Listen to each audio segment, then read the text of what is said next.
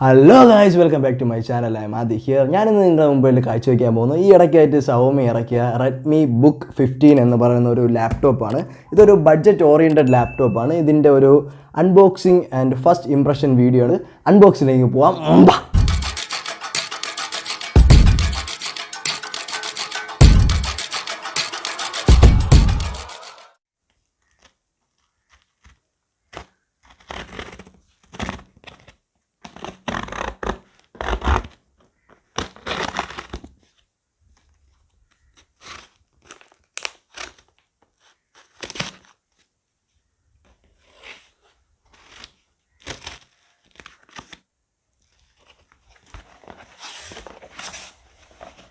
Box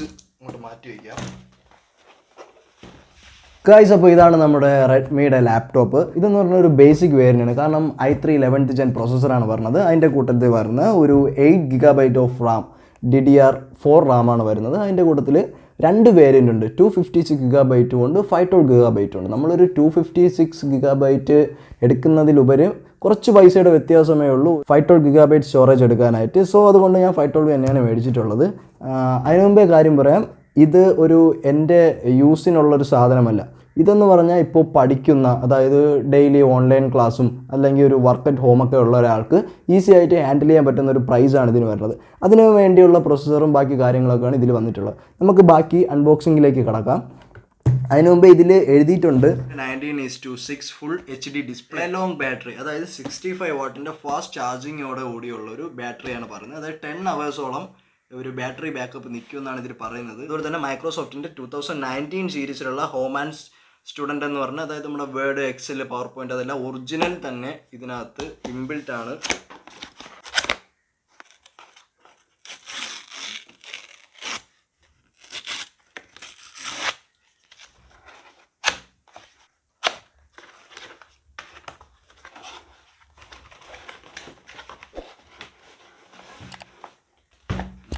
open ആക്കി എടുക്കാൻ നേരത്തെ തന്നെ നമുക്ക് ഇതിനകത്തൊരു ചെറിയ ബോക്സ് വെച്ചിട്ടുണ്ട്. ആ ബോക്സ് നമുക്ക് എന്താണെന്ന് ലാസ്റ്റ് നോക്കാം.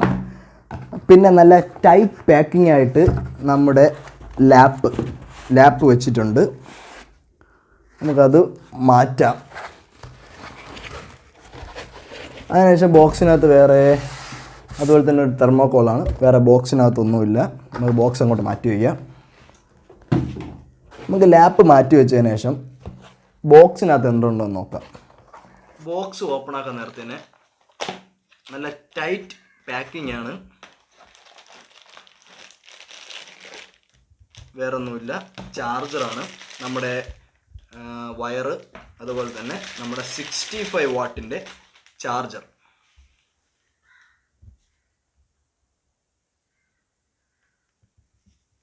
ഇതിനെ നമുക്ക് മാറ്റി വയ്ക്കാം. അപ്പോൾ ഇതാണ് നമ്മുടെ ലാപ്ടോപ്പ്.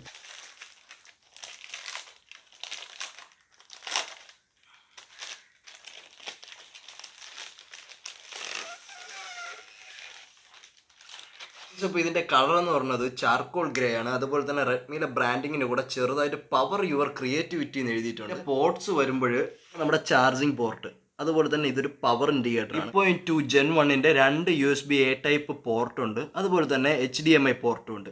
ഇപ്പുറത്തെ വശത്തേക്ക് വരുമ്പോൾ ഒരു SD കാർഡിനുള്ള സ്ലോട്ട് ഉണ്ട്.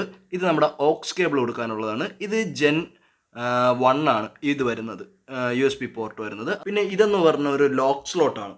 നമുക്ക് RJ45 കണക്ട് ചെയ്യാനായിട്ടുള്ളൊരു സ്ലോട്ടാണ്. അതായത് ലാൻഡ് ലൈൻ ഡയറക്റ്റ് നമുക്ക് ഡേറ്റ കണക്ട് ചെയ്യാനായിട്ട് കൊടുക്കുന്നൊരു സ്ലോട്ടാണ്. നല്ല ലൈറ്റ് വെയിറ്റ് ആയതുകൊണ്ട് നമുക്ക് ഒറ്റ വിരൽ കൊണ്ട് തന്നെ ഇതുപോലെ ഓപ്പൺ ആക്കി എടുക്കാൻ പറ്റും. ഓപ്പൺ ആക്കി എടുക്കാൻ നേരത്തെ തന്നെ ഒരു full HD anti glare display ആണ് അവർ ഇതിന് പ്രൊവൈഡ് ചെയ്യുന്നത്. റെഡ്മിയിലെ ബ്രാൻഡിങ് ഉണ്ട്. നമുക്ക് ഓപ്പൺ ആക്കുമ്പോൾ തന്നെ 2 മൈക്രോഫോൺ കാണാൻ പറ്റും. അതുപോലെ തന്നെ ഒരു ക്യാമറ ഇൻഡിക്കേറ്റർ ഉണ്ട്. അതുപോലെ തന്നെ 720 പിക്സലിൻ്റെ ഒരു HD ക്യാമറ കാണാൻ പറ്റും. മൗസ് പാഡ് വരുന്നത് നമുക്ക് മൾട്ടി ടച്ച് മൗസ് പാഡാണ് വരുന്നത്. അതുപോലെ തന്നെ ഇൻബിൽറ്റ് ആയിട്ടാണ്, കീബോർഡിൽ ഇൻബിൽറ്റ് ആയിട്ട് തന്നെ ഒരു പവർ ബട്ടൺ വന്നിട്ടുണ്ട്. തന്നെ കീബോർഡിലേക്ക് വരുമ്പോൾ 1.5 mm കീ ട്രാവലുള്ള ചിക്ലെറ്റ് കീബോർഡാണ് ഇതിനായിട്ട് വരുന്നത്. പവർ ഓൺ ചെയ്യാം. ഗായ്സ്, അപ്പോൾ നമ്മൾ ലാപ്പ് ഓണാക്കി വന്നിട്ടുണ്ട്. വിൻഡോസ് 10 ആണ്, ഒറിജിനൽ OS ആണ് ഇതിൽ ഇൻസ്റ്റാൾ ചെയ്തിരിക്കുന്നത്. സോ നമുക്കൊരു ആൻറ്റി വൈറസിൻ്റെ ഒന്നും പെയ്ഡ് ആപ്ലിക്കേഷൻ വാങ്ങിക്കേണ്ട ആവശ്യമില്ല. കാരണം ഒറിജിനൽ OS ആയതുകൊണ്ടും വിൻഡോസ് 11ലേക്ക് നെക്സ്റ്റ് അപ്ഡേറ്റ് ഒക്കെ വരുന്നത് കൊണ്ടും നമുക്ക് വേറൊരു പെയ്ഡ് ആൻറ്റിവൈറസ് ഒന്നും ഇതിൽ യൂസ് ചെയ്യേണ്ട ആവശ്യമില്ല. ഡിസ്പ്ലേ ആണെങ്കിലും അത്യാവശ്യം നല്ല ക്വാളിറ്റി ഡിസ്പ്ലേ ഉണ്ട്. സൈഡ് വൈസ് നോക്കാൻ നേരത്ത് ചെറിയൊരു ഡിസപ്പോയിൻമെൻറ്റ് ഉണ്ടെങ്കിലും ഡയറക്റ്റ് നോക്കാൻ നേരത്ത് ഒരു കുഴപ്പമില്ല. കാരണം ഒരു HD ഡിസ്പ്ലേ ആയതുകൊണ്ടും ഒരു ബഡ്ജറ്റ് ലാപ്ടോപ്പ് ആയതുകൊണ്ടും നമുക്ക് അതൊരു പ്രശ്നമില്ല. പിന്നെ ഇതിൻ്റെ ഒരു ഡ്രോബാക്ക് എന്ന് പറയുമ്പോൾ ഞാൻ ശ്രദ്ധിച്ചത് നമ്മുടെ കീബോർഡിൽ ലൈറ്റ് വരത്തില്ല. അത് ബഡ്ജറ്റ് കട്ടിങ്ങിൻ്റെ ഒരു ഭാഗമായിട്ട് അവർ മാറ്റിയതായിരിക്കാം.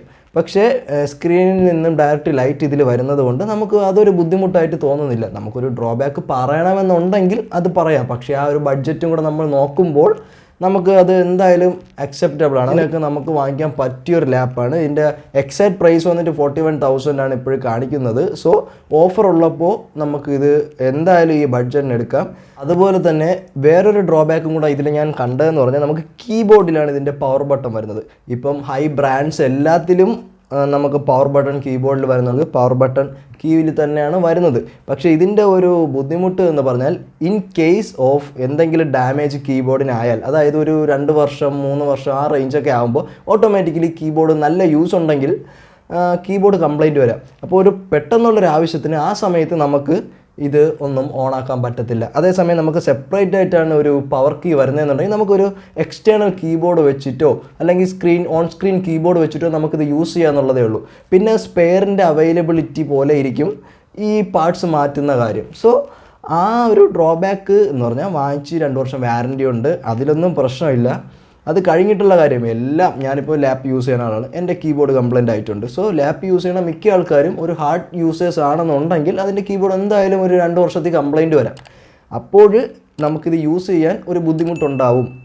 ഒരു സർവീസ് ഡിലേ എന്ന് പറഞ്ഞാൽ ഒരു 2 വീക്സ് ആ റേഞ്ചൊക്കെ എടുക്കത്തുള്ളൂ. നമുക്ക് പോയി പെട്ടെന്ന് പൈസ കൊടുത്ത് പെട്ടെന്ന് മാറിയിട്ട് വരാൻ പറ്റുന്ന ഒരു ബ്രാൻഡ് അല്ല എന്ന് വേണമെങ്കിൽ പറയാം. നിങ്ങൾക്ക് ബ്രാൻഡ് വേണമെന്നുണ്ടെങ്കിൽ go for A brand. Lenovo, HP അതുപോലത്തെ ബ്രാൻഡ്സ് ഒക്കെ ഉണ്ട്. പക്ഷേ ഈ വേരിയൻറ്റ് ഉള്ള എല്ലാം, അതായത് ഈ i3 11th Gen പ്രോസസ്സറും ഒരു 512 GB സ്റ്റോറേജ് ഒക്കെ വരുന്നതിന് നല്ല എമൗണ്ട്, ഒരു 45 വരുന്നുണ്ട് എമൗണ്ട്. നിങ്ങൾക്ക് ഒരു പഠിക്കാനുള്ളൊരു ഉപയോഗത്തിനാണെങ്കിലോ ഒരു ഓഫീസ് പർപ്പസിനാണെങ്കിലോ തീർച്ചയായിട്ടും ഇത് യൂസ് ചെയ്യുക എന്നുള്ളതേ ഉള്ളൂ, ഇത് മേടിക്കുക എന്നുള്ളതേ ഉള്ളൂ.